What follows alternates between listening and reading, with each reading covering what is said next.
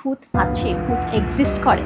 সায়েন্টিস্টদের রিসার্চে অনেকজন এরকম দেখা গেছে যে রিবার্থ হয়েছে। আমরা যেটা দেখতে পাই না সেই জিনিসটাকে আমরা সবসময় ভয় পাই। তো সেই ক্ষেত্রে যেরকম আমরা এক্সপেরিমেন্ট করি, পাউডার এক্সপেরিমেন্ট করি।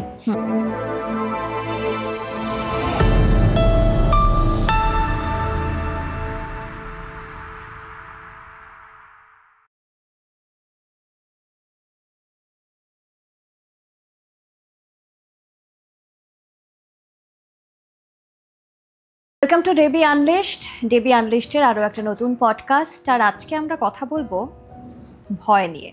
ভয় কিন্তু মানুষের অনেক কিছুতে রয়েছে। মানুষ যেমন ভূতে ভয় পায়, মানুষ কোনো সিচুয়েশনকে ভয় পায়, আবার কখনো দেখা যায় বিনা কারণেই অনেকে ভয় পাচ্ছেন। তবে আমরা যদি একটু বিজ্ঞানের ভাষায় বলি, বিজ্ঞান বলে যে এনার্জি নাকি কনস্ট্যান্ট, এবং সোল সেটাও তাহলে কনস্ট্যান্ট, তার কিন্তু কোনো মৃত্যু নেই। কিন্তু তাহলে আমরা ভয় পাই কেন, বা ভূত আছে ভেবে কেন ভয় পাই? এরকম অনেক প্রশ্ন কিন্তু আমাদের মনের মধ্যে রয়েছে, যে ভূত কি আদৌ আছে, তাকে কি সত্যিই ভয় পাওয়া যায়, মানে তার কথা শুনে ভেবে কি আমরা ভয় পেতে পারি বা ভয় পাওয়া উচিত? এই সমস্ত প্রশ্ন নিয়েই কিন্তু প্রতিনিয়ত আমরা চলি। আজকে যিনি আমাদের এই ডেবি আনলিশডের পডকাস্টে যিনি গেস্ট বা যিনি আজকে রয়েছেন আমাদের আড্ডায়, তিনি কিন্তু এই সমস্ত প্রশ্নের উত্তর আমাদের এবং আপনাদের দেবেন। আজকে রয়েছেন আমাদের পডকাস্টে প্যারানর্মাল ইনভেস্টিগেশন ঈশিতা দাস সান্যাল। ঈশিতা, স্বাগত জানাই।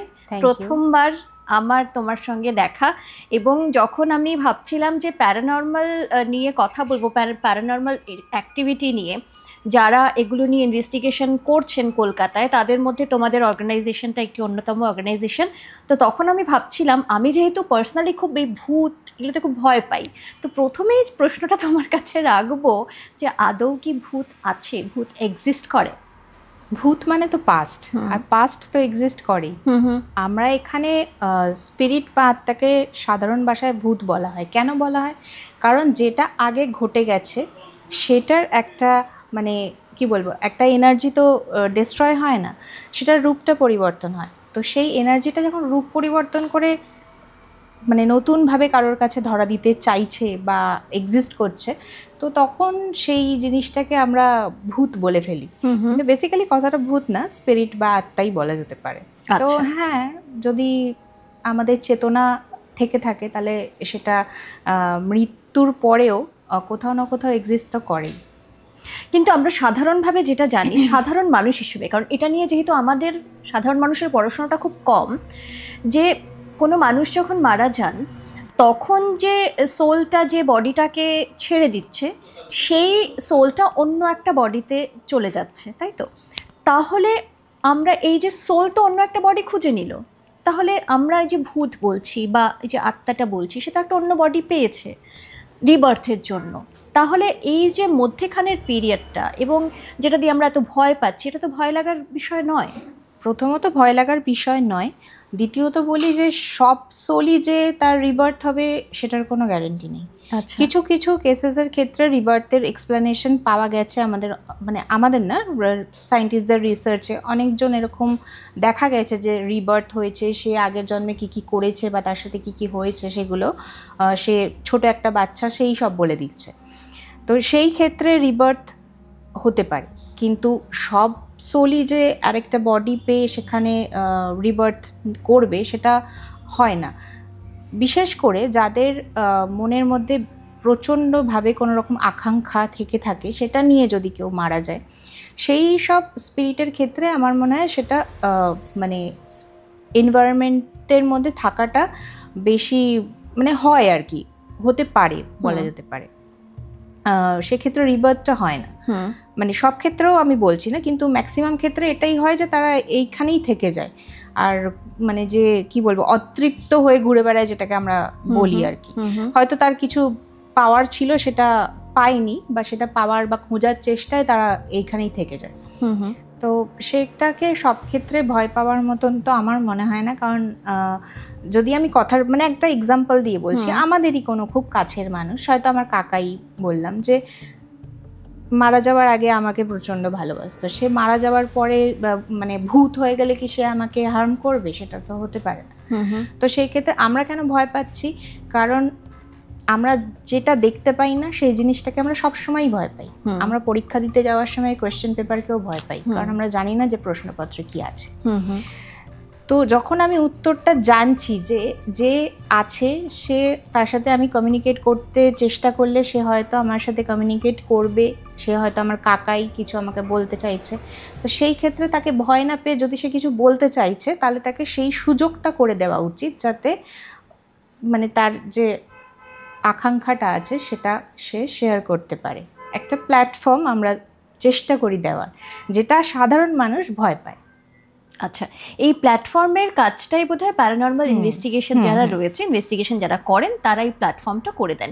কিন্তু সত্যি কি সোল বা আত্মা তারা তাদের মনের ইচ্ছে বা বাসনাটা ব্যক্ত করতে পারে বা প্রকাশ করতে পারে মানুষের কাছে? তাদের তো ওরকমভাবে ভাষা হয় না যে মানে আমি যেরকমভাবে তোমাকে কথা বলে বোঝাতে পারছি সেটা তো হয় না, কিন্তু তাদের যে ইমোশনসটা তারা বোঝাতে পারে। এবার সেই ইমোশনসটা যাকে, অবশ্যই কাছের কোনো মানুষকেই সে বোঝাতে চাইবে, সেই মানুষটা অবভিয়াসলি তখন বুঝতে পারবে তার সাথে কমিউনিকেট করলে যে সে কি বলতে চাইছে বা সে কি চায়, কি করলে তার আত্মার শান্তি পাবে। তো এই জিনিসগুলো সে তার কাছের মানুষকে ওই প্ল্যাটফর্মের মাধ্যমে বোঝাতে কিছুটা হলেও পারে। আচ্ছা, এবারে আসি যে এই যে প্যারানর্মাল ইনভেস্টিগেশন, অনেক সময় হয় বাড়িতে কেউ বিপদে পড়েছেন, কোনো না কোনো একটা তারা উপলব্ধি করছেন যে কিছু তো একটা নর্মালের থেকে আলাদা আছে এবং তারা সেটা নিয়ে খুব ভয়ের মধ্যে রয়েছেন, তখন একটা ডাক পড়তে পারে। আরেকটা কিছু হয়, কিছু এমন একটা অ্যাক্টিভিটি বাড়িতে হলো যেটা নর্মাল নয়, সেই অ্যাক্টিভিটির মধ্যে দিয়ে ডাক পড়লো ইনভেস্টিগেশনের জন্য।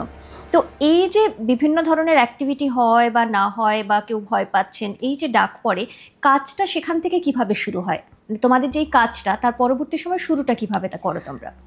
যে ধরো যে ফোন করে জানাচ্ছে তার সাথে কি কি ঘটছে, তার বাড়িতে কি কি ঘটছে, সেই ঘটনাটার ওপর বেস করে আমাদের ইনভেস্টিগেশনের ধারাটা চেঞ্জ করা হয়। মানে এক্সাম্পল, কেউ যদি পায়ের শব্দ শুনতে পাচ্ছে বা কেউ বলছে যে আমি ফিল করতে পারছি যে কেউ আমার পাশে পাশে আছে, যাচ্ছে, তো সেই ক্ষেত্রে যেরকম আমরা এক্সপেরিমেন্ট করি, পাউডার এক্সপেরিমেন্ট করি, যে আমরা যখন ইনভেস্টিগেশন করছি, কল করছি স্পিরিটকে, যে যে জায়গাগুলোতে উপস্থিতি ফিল করা যায় সেখানে আমরা পাউডার ছিটিয়ে রাখি, দিয়ে এবার আমরা একটা পার্টিকুলার জায়গায়, যাতে কোনো মানুষ বা জন্তুর দ্বারা ওইটা নষ্ট না হয়, সেই হিসাবে আমরা একটা জায়গার মধ্যে গ্যাদার হয়ে থাকি এবং কনসেন্ট্রেশন করি যাকে আমরা ডাকছি তার প্রতি।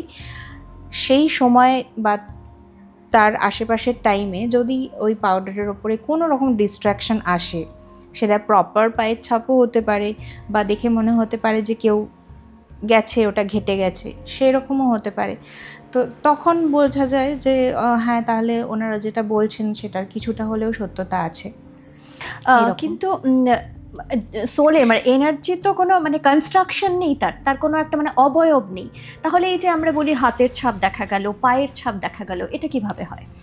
অবয়ব নেই ঠিকই, কিন্তু কিছু কিছু ক্ষেত্রে কি হয়, আমাদের এয়ার পার্টিকলস থেকে ওরা নিজেদেরকে, প্রচণ্ড শক্তিশালী যদি কোনো স্পিরিট থাকে, সে মানে নিজেদেরকে একটা ফর্ম করার চেষ্টা করে। ওকে, সেই জন্য এমন অনেক ঘটনা আমি শুনেছি। সবাই যে মিথ্যা কথা বলছে আমার মনে হয় না সবাই মিথ্যা কথা বলছে। এরকম অনেক ঘটনা ঘটেছে যেখানে আমি শুনেছি যে পুরো ফিগার দেখতে পেয়েছে, কেউ কেউ বলছে যে হাফ বডি দেখেছে, হাফ বডি দেখেনি। মানে যে এনার্জি যতটা বেশি পাওয়ারফুল, যদি খুব পাওয়ারফুল হয় সে পুরো বডি ফর্ম করে নিতে পারে, যদি খুব পাওয়ারফুল না হয় তাহলে সে হয়তো হাফ ফর্ম করেছে, তারপর তার এনার্জি লস হয়ে যাচ্ছে, তাই আর পারছে না।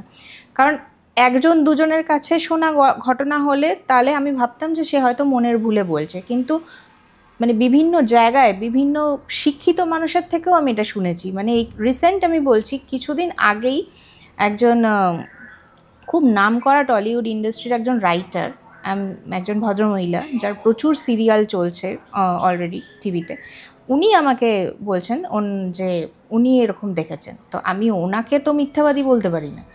একজন মানে এত শিক্ষিত, এত গুণী ব্যক্তি যদি এই কথা বলেন তাহলে নিশ্চয়ই তার মধ্যে কিছু সত্যতা তো অবশ্যই আছে। আর সেটা খালি ওনার ক্ষেত্রে না, আমি এর আগেও অনেকজনের কাছে শুনেছি যেরকম বডি দেখতে পেয়েছে, ফিগার দেখতে পেয়েছে। আমরা হয়তো ওরকম প্রপার একদম কেউ দাঁড়িয়ে আছে ফিগার আমরা দেখতে পাইনি, কিন্তু এরকম অনেকের কাছে শোনা। তো সেই ক্ষেত্রে আমরা ধরে নিতে পারি যে খুব পাওয়ারফুল এনার্জি হলে ফিগার নিতে পারে। ওকে, মানে এই যে পাওয়ারফুল এনার্জি যে টার্মটা ইউজ করছো, এই পাওয়ারফুল মানে শব্দটা আসার জন্য, মানে পাওয়ার আসার জন্য এনার্জিটার কি যত দিন যাবে তত তার পাওয়ার সে গ্যাদার করবে, যতদিন সে এখানে থাকছে তত পাওয়ার গ্যাদার করছে, এরকম কি কোনো পরিভাষা রয়েছে? পাওয়ারটা গ্যাদার করে আমাদের এনভায়রনমেন্ট থেকেই। কীরকম? মানে ধরো কোনো পাওয়ারফুল এনার্জি যদি থাকে সেখানে আমাদের মানুষের বডির থেকে এনার্জি ওরা টেনে নেয়, সেই জন্য ডিহাইড্রেটেড ফিল হয়, মাথা ধরা, গা ভারী ভাব, মানে খুব ফ্রেশ একটা মানুষকে হঠাৎ করে সে একদম অজ্ঞান করে দেওয়ার মতন অবস্থা করে দিতে পারে বডির থেকে এনার্জি নিয়ে। প্লাস এনভায়রনমেন্টে আমাদের যত এনার্জিস আছে সেইখান থেকে এনার্জি গ্যাদার করে, যার জন্য টেম্পারেচারের চেঞ্জেস হয়, হঠাৎ করে কোথাও গরম, হঠাৎ করে ঠান্ডা হচ্ছে, এনার্জির ডিফারেন্স হচ্ছে। তারপরে আমাদের যে মোবাইল টাওয়ার মানে ইলেকট্রোম্যাগনেটিক ফিল্ড, সেখান থেকে এনার্জি গ্যাদার করে।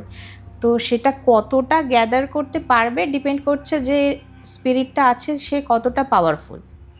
মানে একজন হয়তো খুব বয়স্ক কেউ মারা গেছে, তা অসুস্থ হয়ে হয়তো 80 বছরের কোনো বৃদ্ধা মারা গেছে, তার তো মানব জীবনেই তার এনার্জি ডাউন, সে আর মারা যাওয়ার পরে তার স্পিরিট আর কতটা পাওয়ারফুল হবে। বেশি পাওয়ারফুল আমি এই ক্ষেত্রে বলতে পারি যারা ধরো কোনো রিচুয়ালস করে, কোনো তান্ত্রিক হলো বা এনাদের যদি ডেথ হয় সেক্ষেত্রে এনার্জিটা বেশি পাওয়ারফুল হওয়ার চান্সেস থাকে। ওকে, এবং এই পরিবেশ থেকেই তারা ওই এনার্জিটা তখন কালেক্ট করে। কিন্তু একটি মানুষের থেকে যখন এনার্জি নিচ্ছে তার মানে তো তার ক্ষতি হচ্ছে। তো নর্মালি কি কোনো এরকম ধরনের সোল কোনো নর্মাল মানুষের ক্ষতি করে যদি না মানে সেই মানুষটি ক্ষতি করে? এরকম হয় নর্মালি? করতে পারে, এরকমও হয়েছে। আচ্ছা, বিশেষ করে আমি যেটা বললাম তান্ত্রিক ক্রিয়ার মাধ্যমে যারা এই সব জিনিসগুলোকে আহ্বান করে, মানে হয়তো সে জীবদ্দশায় এরকম অনেক রিচুয়াল করেছে যেটা দিয়ে হয়তো আমাদের বোধগম্যের বাইরে গিয়ে এমন কোনো এনার্জি আছে যাদেরকে মানে ওরা তন্ত্রমন্ত্রর মাধ্যমে ডেকেছে বা তাদের দিয়ে কিছু খারাপ কাজ করিয়েছে। সেই সব মানুষগুলো যখন মারা যাচ্ছে তখন তার একটা স্পিরিট থাকছে, প্লাস যাকে ওরা ডেকে এনেছিল কারোর ক্ষতি করার জন্য সেও ওখানে এক্সিস্ট করছে। তো তখন দুটো মিলিয়ে জিনিসটা আরও বেশি ভয়ঙ্কর পাওয়ারফুল হয়ে যায়। তখন যে লেভেলের ক্ষতিটা হয় সেটা মানে আমাদের সাথেই, আমাদের টিমেরই একজনের সাথে এরকম ঘটনা কন্টিনিউ 2019 থেকে ঘটে যাচ্ছে। কীরকম ঘটনাটা অ্যাকচুয়ালি আমি সব জায়গায় বলেছি, আমি সবাই জানে এটা।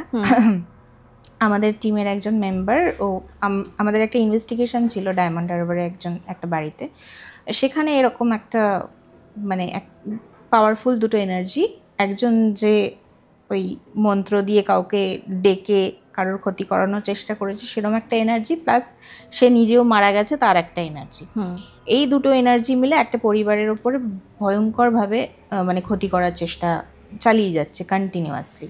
মানে সেটা বডিলি হার্ম থেকে শুরু করে তার প্রফেশনাল ক্যারিয়ার থেকে শুরু করে মানে তার বাবা মায়ের মধ্যে ডিভোর্স করিয়ে দিয়ে মানে সব রকম যত রকমের হার্ম করা যেতে পারে। তো শেষ মুহূর্তে ওরা ওই বাড়িতে থাকতেই পারছে না, এখন বাড়ি ছেড়ে অন্য জায়গায় ভাড়া নিয়ে আছে। তো সেই বাড়িটাতে যাওয়ার ইনভেস্টিগেশন করার পর থেকেই আমাদের ওই টিম মেম্বারের মানে ওই টিম মেম্বারটা এমন ছিল যে আর কি কিছুকে ভয় পায় না, সব সময় মানে পায়ে সাপ কামড়ে দিলেও আর কি ও পা তুলে দেখায় যে দেখো দেখো গাইজ আমাকে সাপ কামড়েছে, মানে এরকম টাইপের মেন্টালিটি ওর। তো ও হঠাৎ করে ওইখান থেকে আসার পরে ওর পুরো বিহেভিয়ার চেঞ্জ। হ্যাঁ, মানে একটা কেমন ও, আমরা তখন কলকাতায় ছিলাম না, আমাদেরকে ভিডিও কল করে যখন কথা বলছে একটা অন্য মনস্ক, একটা অন্য দিকে তাকিয়ে ভয়ে ভয়ে কথা বলছে ওর বাড়ির জানলায় নাকি রোজ 3টের সময় কাক ডাকে। আমরা বিশ্বাস করছি না ওর কথা, ও বলছে আমি তোকে দেখাবো। ঠিক রাত্রি 3টের সময় ফোন করে দেখাচ্ছে এক ঝাঁক কাক বসে ওর জানলায় ডাকছে।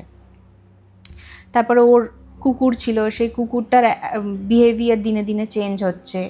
আগে ও অফিস থেকে এলেই ওকে জড়িয়ে ধরে আদর করতো, এখন নাকি প্রচণ্ড ভয়ে ভয়ে থাকে, সারাক্ষণ মনে হয় যে মানে পালিয়ে যেতে চাইছে বাড়িটার থেকে, এরকম অন্যদিকে তাকিয়ে চাচায়।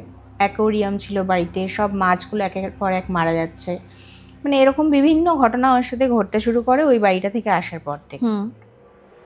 তো তারপরে ও যে ফ্ল্যাটে ছিল, আমরা বললাম তুই এই ফ্ল্যাটটা ছেড়ে দে, তাহলে দেখ যদি জিনিসগুলো ঠিক হয়, হয়তো তোর ফ্ল্যাটেই কোনো প্রবলেম আছে। ও তার আগে ওর কুকুরটা মারা যায়। আচ্ছা।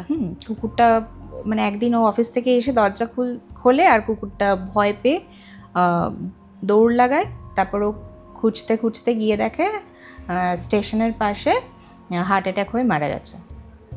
চোখগুলো এরকম বড় বড় হয়ে বেরিয়ে আছে, হার্ট অ্যাটাক হয়ে মারা গেছে। তো ওদের বাড়ির কোনো এক জ্যোতিষী নাকি বলেছিল যে মানে ওর বাবাকে বলেছিল আপনার ছেলের ওপর হওয়ার কথা ছিল, যেটা কুকুরটার ওপর দিয়ে গেল। ওকে। তো সেই যে ঘটনা ওর সাথে শুরু হয়, তারপরে ওর বিয়ে হলো, বিয়ের পরে 2টো মিসক্যারেজ হয়ে গেল, আবার একটা কুকুর পুষলো, সেই কুকুরটাও মারা গেল, আবার একটা কুকুর পুষলো, সেটাও শুনছি কালকে মারা গেছে। মানে এটা চলছে কন্টিনিউয়াসলি। তার সাথে সাথে ওরও ফিজিক্যাল কন্ডিশন, মানে মাথার প্রচণ্ড যন্ত্রণা, যেটার কোনো রকম ওষুধে ঠিক হচ্ছে না, প্লাস সব রকম টেস্ট করানো হয়ে গেছে কলকাতার বিভিন্ন জায়গায়, কলকাতার বাইরেও গিয়ে সব রকম টেস্ট করেছে, কোনো রিপোর্টে সব নর্মাল দেখাচ্ছে। কিন্তু তোমাদের এই ইনভেস্টিগেশন যেহেতু তোমরা করো, তো সেই ইনভেস্টিগেশনটা ওর বাড়িতে বা ওর লাইফে সেটা করনি কখনো? না, সেটা নয় কেন? সেটা নয় কারণ হয়তো আমরা মানে কিছুটা ওর সাথে এরকম ঘটনা ঘটছে বলে আমরা ভয়ও পেয়েছি। সেই জন্য এখন আমরা রিসেন্ট যে কটাই জায়গায় যাচ্ছি না কেন, ওকে আমরা বারণ করি আসতে, যে এখন না, যতদিন না পুরোপুরি ঠিক হচ্ছে ততদিন আসতে। সেই জন্য ওকে আজকাল দেখা যাচ্ছে না আমাদের সাথে। তো ওর ওপর করতে হয়তো আমাদেরও ভয় লেগেছে কিছুটা, কারণ যেহেতু প্রাণহানি হয়েছে কুকুরটার, মাছগুলো মারা গেছে, এরকম যে আরও কিছু করতে গেলে যদি জিনিসটাকে আরও ট্রিগার করে দেওয়া হয়। আমরা তো সব যে জানি সেটা তো না, আমরা তো ইনভেস্টিগেটর, আমরা প্রত্যেকটা কেসের মাধ্যমে যেতে যেতে আমরা নতুন নতুন কিছু জানতে পারছি, শিখছি। তো সেখানে ওর লাইফ নিয়ে লাইফ রিস্ক হয়ে গেলে তখন তো একটা বিশাল বড় ব্যাপার হয়ে যাবে। সেই জন্য ও কোনোদিন বলেনি, আর আমরাও ওর ওপর দিয়ে চেষ্টা করিনি করার। একদম। কিন্তু এই যে সাধারণত কি বোঝা যায় যদি কোনো বাড়িতে আত্মা এক্সিস্ট করে, মানে আত্মা কি সব জায়গায় থাকে, যে কোনো জায়গায় থাকে? হ্যাঁ, আমার তো মনে হয় যে কোনো জায়গায়, মানে এখানেও হয়তো আছে, আমরা ফিল করতে পারছি না, কারণ যে আছে তাকেও চাইতে হবে আমাদেরকে ফিল করাতে, নাহলে আমরা পারবো না। আচ্ছা, মানে সেটা যে কোনো জায়গায় থাকতে পারে। এরকম কি কোনো সাইন বা সিগন্যাল রয়েছে যে সেই জায়গায় আত্মা আছে, যে কোনোভাবে বোঝা যাবে? না, যদি সে বোঝাতে না চায় তাহলে বোঝা যাবে না। ওকে। তার তোমার সাথে কানেক্ট করার থাকলে তবেই সে কানেক্ট করার চেষ্টা করবে, না হলে নিজের মতন হাওয়ায় ভেসে বেড়াবে। কারণ এটা তো পার্টিকলসের মতন, মানে আমাদের যেমন বাতাস বয় সেরকমই এটাও থাকে। তো সে যদি না কানেক্ট করতে চায় তাহলে কানেক্ট হবে না। বিভিন্ন মাধ্যমে দেখবে যখন আমরা এই প্যারানর্মাল অ্যাক্টিভিটি কি বা প্যারানর্মাল ইনভেস্টিগেশন কি, এটা নিয়ে যখন বিভিন্ন মাধ্যমে দেখি, বিশেষ করে আজকাল তো মানে হাতের মোবাইলে সব কিছু পাওয়া যায়, জানতে পারা যায় কোনটা সঠিক কোনটা সঠিক নয়, এটাও একটুখানি বিচার্যের বিষয়। কিন্তু যখন বিভিন্ন মাধ্যমে দেখি তখন অনেকে অনেক রকমের টোটকা ব্যবহার করেন, টোটকা দেন এবং বলেন যে বাড়িতে থাকলে, বাড়িতে অনেক সময় ম্যাক্সিমাম সময় একটু প্রদীপ বা মোমবাতি বা যেটা দিয়া কখনো জ্বালিয়ে রাখা উচিত, বাড়িতে সুগন্ধি ব্যবহার করা উচিত, এরকম অনেক ধরনের টোটকা পাওয়া যায়। এগুলো কতটা জাস্টিফাই করে? এগুলো কি সত্যিই কাজ করে? টোটকা বলতে আমি জানি না, যারা হয়তো কিছু অয়েলস অ্যান্ড সামথিং বিক্রি করে তাদের ব্যাপারটা আমি জানি না কতটা হয়, কারণ আমাদের হিসাব মতন ওগুলো দিয়ে কোনো কাজ হয় না। যেগুলো মানে আমি দেখেছি মার্কেটে প্রচুর দামে বিক্রি হয়, 1000, 1500, 2000 টাকা করে একটা এইটুকু অয়েল বিক্রি করে, সেগুলো দিয়ে বিশেষ কোনো কাজ হয় বলে আমার জানা নেই। তার কারণ এতগুলো ঘটনার মধ্যে দিয়ে যাওয়ার পরেও আমরা যেটা ফিল করেছি যে ওখানে আছে তাকে সরানোর মতন পাওয়ারফুল আমরা কেউ এখনো তৈরি হয়নি। এক হতে পারে তার সাথে কমিউনিকেট করে যে আছে, ওই যে বললাম নিজের কোনো মানুষ, হয়তো তার কিছু বলার আছে, সে বলে চলে যেতে চায়, তো তার সাথে কমিউনিকেট করে তাকে ওখান থেকে সরিয়ে দেওয়া যেতে পারে। আর এক ধরনের স্পিরিট হয় যারা হার্ম করতেই এসেছে, তারা হার্মই করবে, চাই যাই করে নাও, যেটা আমি তোমাকে এক্ষুনি যে ঘটনাটা বললাম। এবার যেটা প্রদীপ জ্বালানো বা ধূপ জ্বালানোর কথা হচ্ছে, সেই জিনিসগুলো কি হয় সায়েন্টিফিক্যালি যদি আমি চিন্তা করি তাহলে এগুলো আমাদের মনের মধ্যে একটা পজিটিভিটি ক্রিয়েট করে। এখানে একটা বদ্ধ জায়গা, চারটে কাঠের গন্ধ বেরোচ্ছে, ভাল লাগছে না, একটা ধূপ জ্বালাও, দেখবে এক্ষুনি মনটা পিসফুল হয়ে যাবে। ঠিক। তার মানে কি সেটা আমাকে একটা মানে ধূপটা জ্বালালাম একটা ভূতগুলো চলে গেল বলে ঠিক হলো তা তো নয়। একটা ওই যে স্মেলটা আসছে, ওটার মধ্যে যে কেমিক্যালসগুলো আছে সেগুলো আমাদের বডির সাথে রিয়্যাক্ট করে আমাদের মানে মনটাকে পিসফুল করার চেষ্টা করছে। মন্দিরে গেলেই ওই জন্য লোকেদের একটা পিসফুল লাগে, কারণ ওখানকার অ্যাম্বিয়েন্সটাই ওরকম, ঘন্টা বাজছে, ঘন্টার যে সাউন্ডটা নেগেটিভিটি দূর করে। ওখানকার ম্যাক্সিমাম মন্দির মার্বেলের হয়, মার্বেল আমাদের একটা ঠান্ডা একটা ফিলিং দেয়। তো সেই সব ক্ষেত্রে মন্ত্র উচ্চারণ হচ্ছে, মন্ত্র আমাদের পজিটিভিটি দেয়, সেই জন্য ওম চ্যান্টিং করা মেডিটেশনের ক্ষেত্রে খুব ভালো। এভরিডে যারা মেডিটেশন করে তারা ম্যাক্সিমাম আমার মনে হয় এইসব এনার্জি থেকে দূরে থাকে, কারণ সব কিছুই আমাদের কিন্তু ব্রেনের খেলা। একদম। তো আমাদের ব্রেন যেভাবে রিয়্যাক্ট করবে সেইভাবে জিনিসটা আমাদের সাথে রিয়াকশন করবে। যদি আমি খুব উইক হই, মানে কিছুই আমাকে ভয় দেখিয়ে দিতে পারে, মানে তুমি আমাকে হাত এরকম করেছো আমার মনে হচ্ছে তুমি আমাকে গান ধরেছো, যদি সেই রকম পার্সোনালিটি হয় তাহলে তো যে কেউ ভয় দেখিয়ে দিতে পারবে। কিন্তু আমি যদি ওরকম পার্সোনালিটি হই যে সামনে আমাকে ভূত দাঁড়িয়ে আছে, তাও আমি বলছি হ্যাঁ বলো কি বলবে, আমি তোমার সাথে গল্প করতে চাই, তো সেরকম হলে আমাকে কিছুই ভয় দেখাতে পারবে না। সবটাই নিজেদের মনের ভিতরে। আমার মনে হয় ওই এত দাম দিয়ে কিনে কোনো লাভ হয় না, আমাকে অনেকেই উল্টোপাল্টা কথা বলবে। আমার মনে হয় যদি এরকম কোনো নেগেটিভিটি ফিল হচ্ছে, আজকাল প্রচুর সেন্টেড ক্যান্ডেলস কিনতে পাওয়া যায়, ঘরে জ্বালিয়ে দাও, একটা মেডিটেশন চ্যান্টিং ইউটিউবে চালিয়ে দাও, তাতে মনে পিস আসবে। তখন তোমার যা যা নেগেটিভিটি আছে, অফিসের কিছু টেনশন আছে, ওইটুকু টাইমের জন্য তোমার মন থেকে সরে যাবে, যদি তোমায় কনসেন্ট্রেশন করে তুমি ওই কাজটা করতে পারো। তো সেরকম সব নেগেটিভিটি এইভাবেই দূর করা পসিবল। একদম।